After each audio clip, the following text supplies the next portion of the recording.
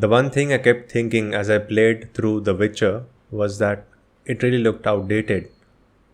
The game did come out a long time ago in 2007, but then again, games looked a little bit better in 2007. I mean, that was the year the first Assassin's Creed game came out and it looked really good. That's when I remembered.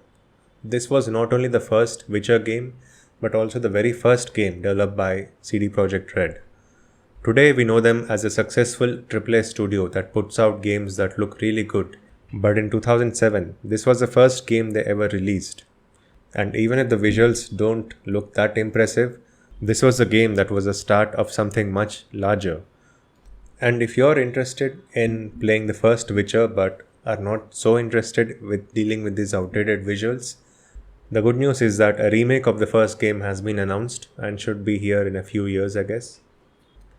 So this is a really long game, which makes it really challenging because the gameplay mechanics are not that great.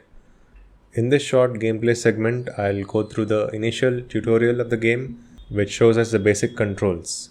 But before that, we have to sit through a long cutscene that introduces you to the Witchers and how they operate.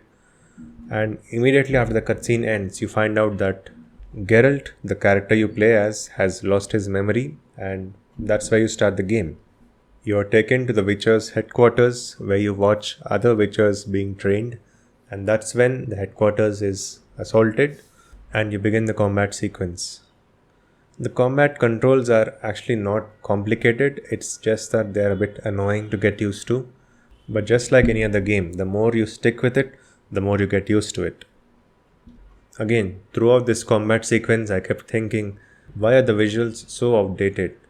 But again, I had to remind myself that I was thinking of CD Projekt Red as a huge AAA studio, but that was simply not who they were in 2007.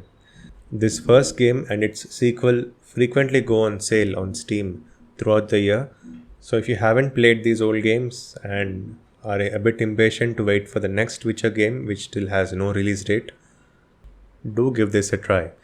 One note, however, this is the only game in the main series that does not have a console release, so you will have to play it on PC only. But the good news is, since it is so old, any modern PC can run it quite comfortably.